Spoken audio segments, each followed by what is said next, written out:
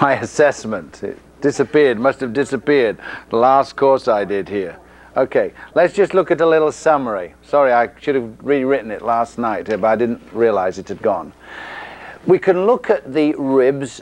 Of course, we look at the thoracic spine. We've got our little focus from the thoracic spine, which tends to make us think about the ribs. When we talk about the ribs, it's very important to try and analyze, and I'd be really kind of interested in getting some input from Bill and so on, and on the rest of you on this, in terms of, you know, are we where modern physiology is with rib and respiratory excursional motions?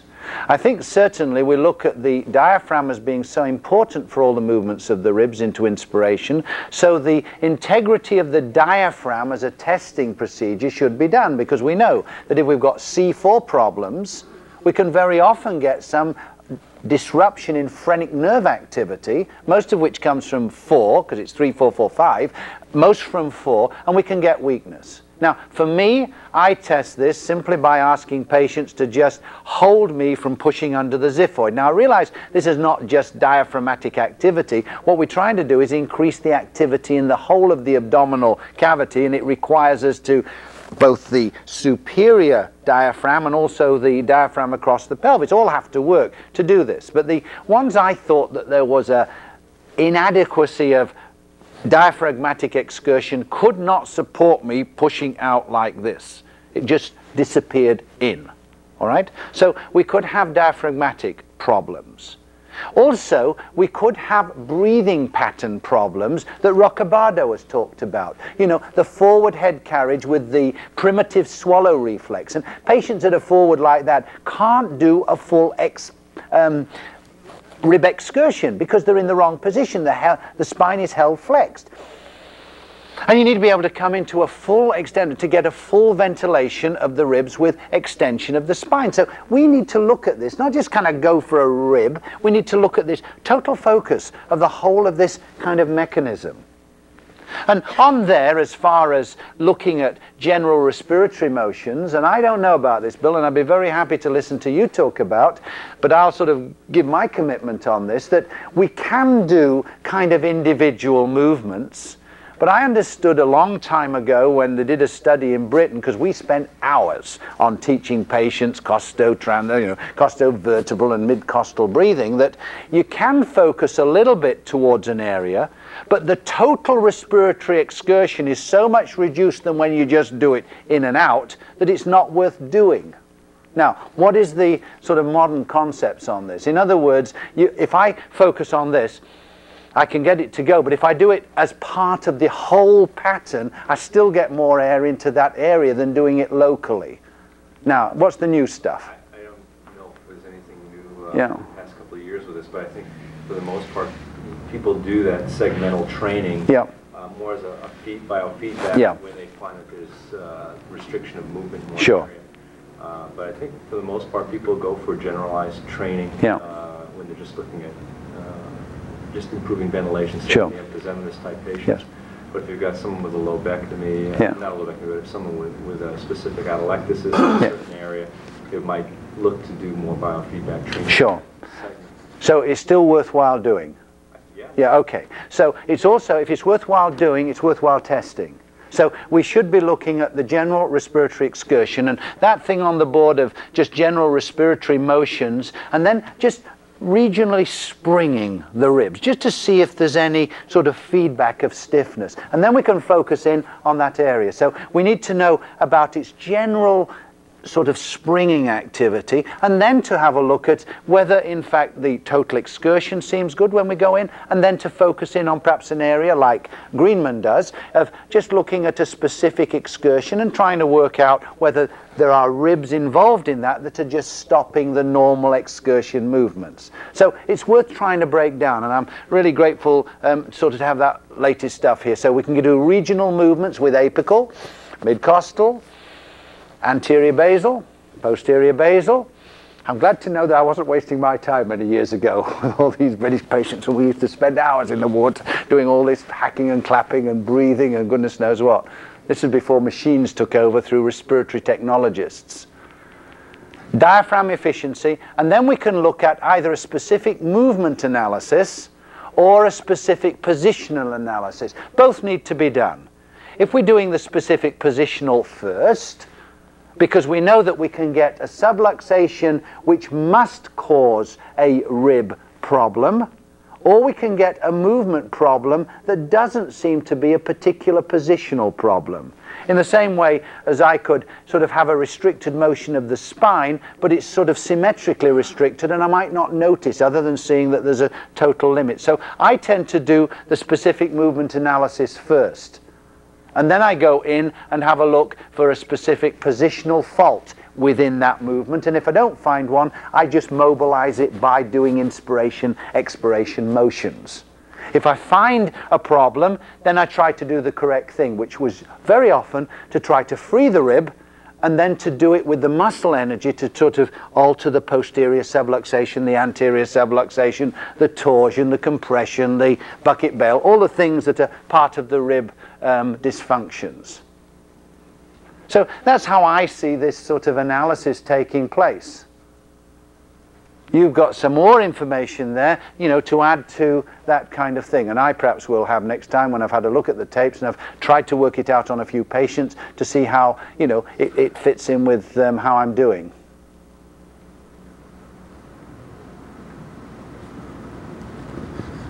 Okay, let's go for a few techniques now. When we talk about rib technique, we're going to couple this very much with mobilizing and also with manipulation. So I'd like to sort of just illustrate 2 or 3 or 4 mobilizing techniques which are also testing procedures. So we'll go to the beds and we'll have a look at this going on. And I want to show you one excellent technique for trying to differentiate between a rib and a thoracic spine problem. So let's go to the beds.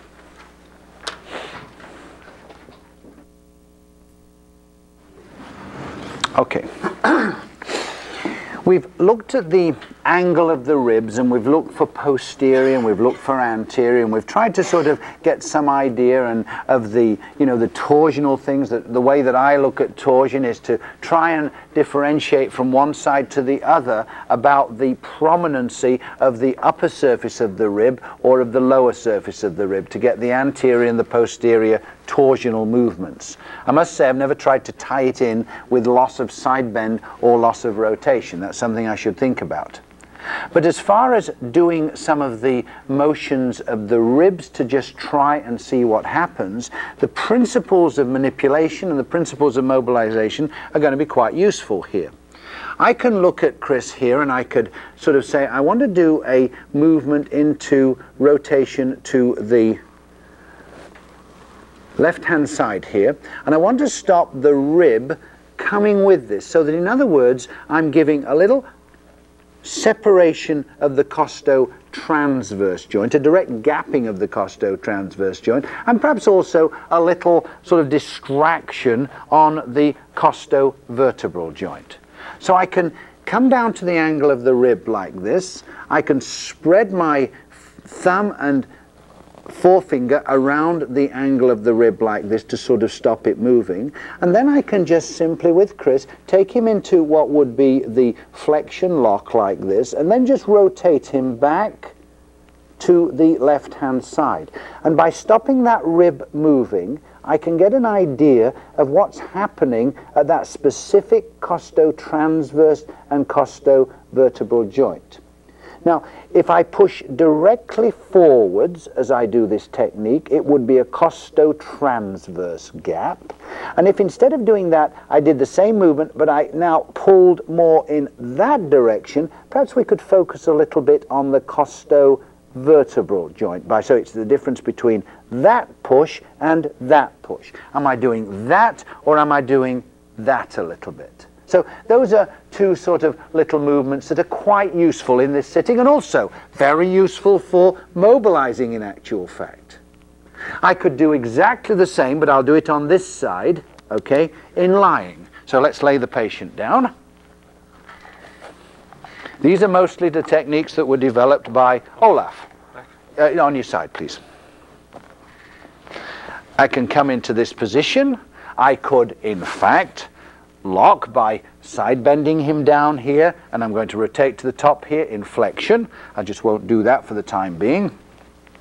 I would think about the direction, because this is that rotational movement that we did when we were testing the thoracic spine, of kind of pushing down, pushing straight across, and pushing this way, so I keep the push in the direction of the gentle curve here. And I stop the rib moving. So I just simply hook my finger around the rib, get as close to the transverse process as possible, but don't get onto the transverse process. And then I can just gently push back along the body like this, stopping the rib moving. This is giving me an excellent costotransverse mobilization. I can pull up a little bit towards my body, which would give me more of the costovertebral movement as well. So I'm stopping the rib. Let me get the spine, if I could, that Anne's got there. Thanks, Anne. And I'm in here like this. I'm just on the rib like that. I've taken the spine back like this, and I'm just mobilizing the spine back, letting the vertebra that it belongs to move, of course, and I just hold the rib, and I can specifically gap that costotransverse joint. Now then, let's say that when I do this to Chris, he gets some pain. And I'm not absolutely certain whether I'm holding all of this correctly, and whether it's really coming from the thoracic spine or whether it's coming from the rib. One really quite excellent way that Olaf suggests, and I've done it and found it to be an extraordinarily good technique, is the following. I'll get you to turn around, just for my hand's sake, just put your head at this end, on your stomach, if you would, facing that way. Yeah.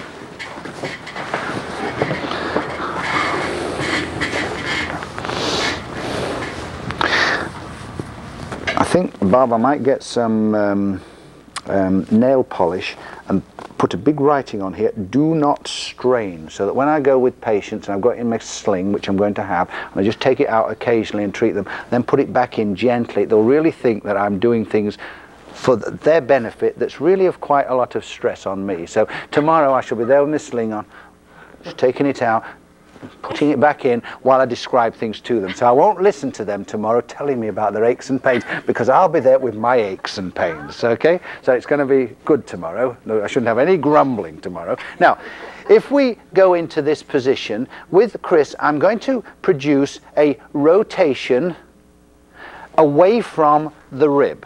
Okay, so I shall be pushing the rib downwards like this. We've found that right rotation caused a problem.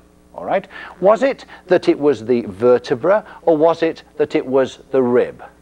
And what Olaf suggests is this, that if you're unsure, you can block and put the thoracic vertebra into left rotation like this by sort of pushing on, into right rotation by pushing on the left side. So I'm holding them back like this, and then over several segments. So I come onto the rib and I push and it hurts.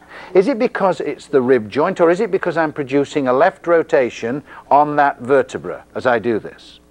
If I then block the vertebra from actually being able to go into left rotation by just coming down the left-hand side and just blocking off 3 or 4 of them all together like that, and then I come onto the rib and I push now on the rib and there's no pain, then I would assume that it was the vertebra that was causing the problem. If now I block the vertebra and I'm holding it in a right rotated position, not letting it go left, and I still get the pain, then I would imagine that it's probably the costovertebral, or it's the rib mechanism that's causing the problem. I found this to be a very, very useful procedure. Just this simple thing here of pressing on a rib and it hurts. Coming back onto the thoracic spine, pressing on the rib and see if it still hurts. If it doesn't, thoracic spine rotation caused the problem. If it still hurts when I've stopped the thoracic spine, look at the rib. And this is very, very useful in my opinion. Okay, now we come on to how do we move the rib? Well, the techniques that we've just done in sitting, I can mobilize it. I can come into this position and mobilize it like this. Or I could, because I'm mobilizing now, I could actually come with my hand, or I could hold this like this along the angle of the rib, and I could move like this. If I were being very technically wise, and I think this is necessary, I would probably have two small flat sandbags, one of which would be placed below the rib, the other would be placed above the rib, so that I'm not stopping the rib moving into the table. With somebody that's fairly thin and male, this would probably be important. Perhaps with a female, the breast might give a little bit of sort of cushioning there so that we don't spring the rib like into compression, but best with all groups, that we allow it to move anteriorly. And so in this position, if I were doing any of these techniques of mobilizing, I would make sure that the rib isn't being pushed into the bed. And if I had any worries, I would put a little sandbag in the upper and lower region to give me a space between that rib so that I'm not springing it very much. However, it's most unlikely that I would ever decide to manipulate it in this position because it's quite hard to lock the spine. Of course, you all could. I could rotate this way. I could side bend that way and put it into a flexion lock. I could do that and make sure it didn't sort of rotate. I mean, we could fix the correct rotations for this. All of you could do that brilliantly. You noticed that I just did it the wrong way, did you? Good. Okay, that's good for Clay there. So we would try and rotate this way to hold it, which would mean in flexion I'd have to go to the opposite side, and that would hold the transverse process like this so that the rib could be moved away from that transverse process. So that's one group of things we can do. We could do it in side lying, same thing. But these are quite difficult to manipulate, and I don't think manipulating in a prone position is a very good policy. So we won't do that. So here we go on to doing the manipulation procedure. Can you? In fact, no. Let us just do that mobilizing first. Let us do the hand on the spine. Look at rotating, pressing on the rib on the right causes pain. Is it left rotation of the vertebra or is it the rib joint? Block the left rotation of the vertebra and test it out. I'd like you to do the one in sitting, the one in side lying. Chris and Anne and myself will come round. Any problems, we'll just do this over a 10-minute period, not spend much time on it. Just make sure you can do these things.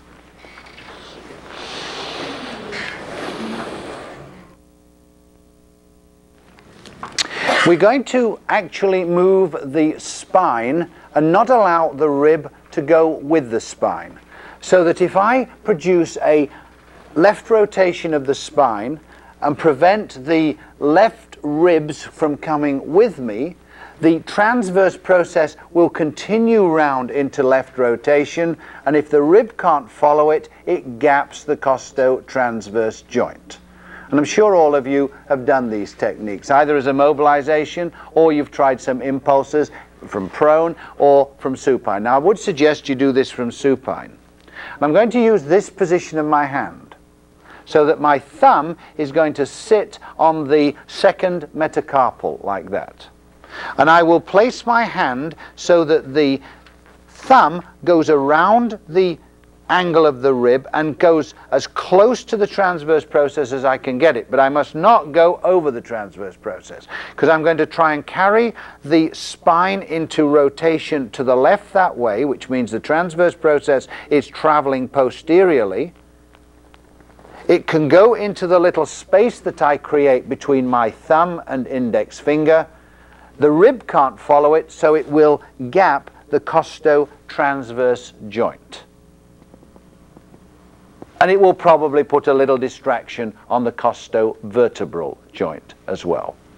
Now then, to make this really excellent, we're going to try and work it with the spine relatively rigid. Now, we don't really have very much option about whether we should be in a flexion or an extension lock with the thoracic spine. It's stiff as an area, into flexion extension anyway, and essentially we should be staying in the flexion pattern because extension blocks everything and the spine doesn't want to go into that position. So we'll be using a flexion lock, which means that to get rotation to the left in the presence of a rigid spine, I need to go into side bend to the right. And I can side bend way past this rib. I don't have to be really specific with this, because all I've got to do is, if the spine is totally rigid and the whole spine goes back, so long as that rib won't go back, it will gap that joint. And this has made a huge difference to this technique. Not trying to be too specific with the spine, actually overlocking it a little in the flexion lock, and then just doing a little impulse in a antero-posterior direction, and if the rib can't follow, it'll be sprung. Let's see how we do with that. What's the direction of your impulse? Just directly anterior-posterior. I'll get you down this way, so I can get my hand over you. No, yes, just with your head at that end.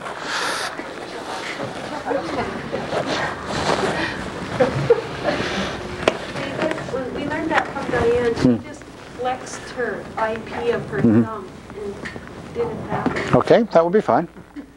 That will be the technique I would show you for the T2, T3 rib.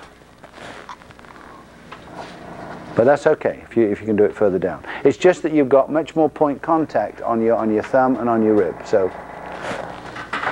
and very often I sort of move back into a mobilization with this anyway. So whatever, if you've been practicing that and you're happy with it, that's fine. Just put the other leg. Now, I'm going to come around here.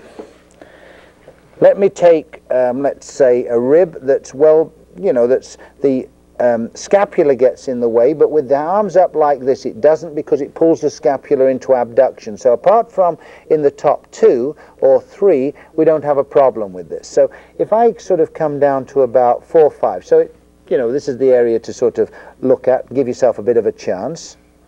Come out onto that transverse process, make sure you know where it is. Then place your fingers like this and just place them along the rib like that. So you're supporting your thumb, and you might, save yourself some problems. Now then, I will come back with Chris like this. I'm going to roll him over my hand into that position, and then I'm going to overlock him by sort of side bending him this way and get the spine. And there was the joint, and that's all I have to do. Good, eh? Very nice technique. So this is the... Did you miss that? We're about to do another one. All right. You side bent him. I side bent him towards me, rotated him away because it's in flexion. So I'm side bending him to the right, which means that he's stable for left rotation. So this whole rigid spine is rigid in left rotation. The rib that I'm on can't move, and so it just gaps it. And so this locking to get this improves this technique like 1,000,000%.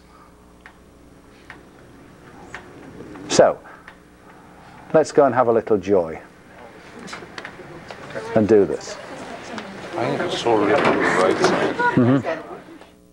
Beds, so we can actually visualize them, do them, and then we can leave this area alone.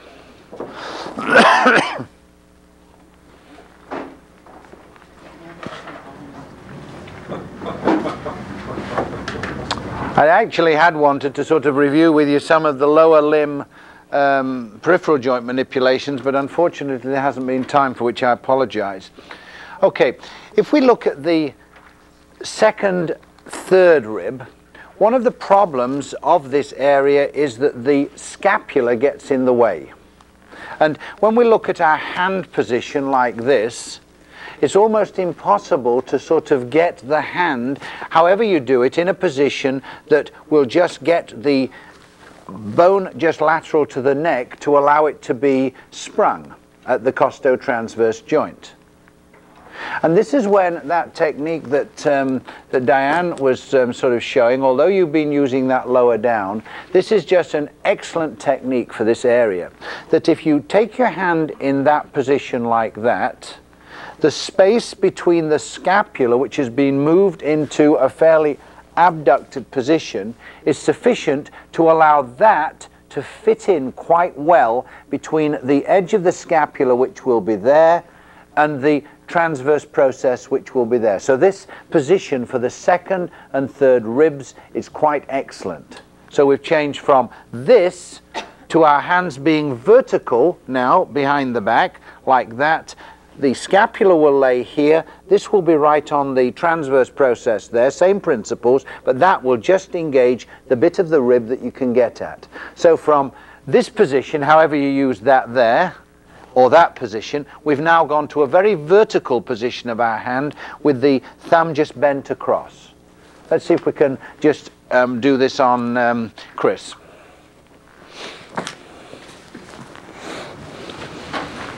Could you show on the skeleton exactly where Yes. the thumb is on? Yeah.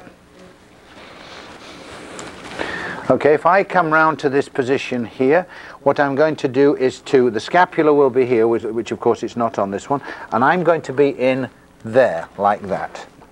And the scapula will be out to the side here because of the position of the arms. So I'm just sitting in there now. So I've got to get my hand really vertical. And this transverse process will disappear in that little space created by the tip of the thumb and the index finger palm. Can you show, is this where you're contacting? Yes, that's going to be contacted there, like that. And I'm just making sure that I don't get onto the transverse process. And this makes a huge difference. I'd like to tell you that I'd thought of this. I told Cliff Fowler I'd thought of it, just so that I wouldn't make him mad. But actually Olaf Evian showed it me. Okay, so here we're going. One-upmanship, that's correct. He gets this obscure article from a very obscure journal and rings me up to ask me if I've read it. And he knows jolly well I've never even heard of the journal, let alone this article. I don't know how you're going to manage to practice for the future, Dave, if you haven't read this article. It's made more difference to me than any other thing I've ever read in my life. Okay, so here we've got the vertebral border of the scapula, and I'm now going to come in and I'm going to find the T2 and try and engage T2 with my tip of my hand. My hand will be very vertical now on the neck. I could use, perhaps in someone else, I might choose to put the hands behind the neck now, but I think with Chris, I'd have some problems with this. I think I may have problems moving this one anyway with Chris. I could perhaps try a little wedge under to give me a little bit of extra support under my hand, and that might be a thing to think about if this won't go. All right, so I'm going to sort of move around into this position. In a bit of trouble. That doesn't feel comfortable. Okay, that's better. Okay, I'm very vertical. I'm going to come into that one and down to there. And it'll just be a little push down with that position. Excellent technique for the number 2 and the number 3, and then once you get down to 4, you can start coming a little bit more into the oblique position as we're right round the rib. But this will just engage the rib. So you might try if it was with Barb, for example, her arms would come down like this, and it might be very nice to use her arms. With someone who's Chris's size, I think with his hands behind his neck, no, actually that might not be too bad. And the great advantage, of course, with the hands behind the neck to some extent is that it probably pulls the scapula a little bit more lateral too. So you can get in there. But don't forget that I've had my hand like that for the lower one, but with these ones I'm definitely vertical. My hand is actually over the spinous processes here. Okay, they're going down like this. And that transverse can go down here, and that just gets on the angle of the rib. This is